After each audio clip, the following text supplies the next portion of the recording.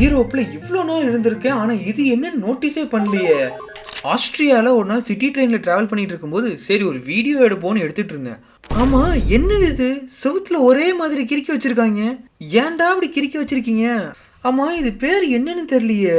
அப்புறம் தான் தெரியுது இதுக்கு பேர் கிராஃபிட்டின்னு. கிராஃபிட்டினா இந்த மாதிரி பப்ளிக் பில்டிங்ஸை ஸ்ப்ரே பெயிண்ட் வச்சு அடிச்சு தங்களோட அரசியல் மற்றும் கலாச்சார கருத்துக்களை தெரிவிப்பாங்க.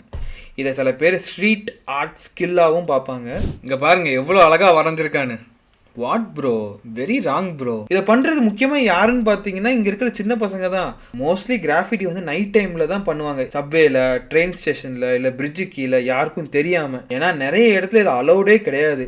அதுக்குன்னு சில இடம் வச்சிருப்பாங்க, அங்கே மட்டும்தான் போய் பண்ணவே முடியும். நம்ம ஊரில் பப்ளிக் ப்ராப்பர்ட்டி ஃபுல்லாக நோட்டீஸாக ஒட்டி தள்ளுறாங்க. இந்த ஊரில் ஸ்ப்ரே பெயிண்டாக அடித்து தள்ளுறாங்க. நீங்கள் இதை பற்றி என்ன நினைக்கிறீங்கன்னு கமெண்ட்டில் போட்டு தள்ளிட்டீங்கன்னா நான் அடுத்து ஒரு நல்ல கண்டென்ட்டோட வந்துடுவேன்.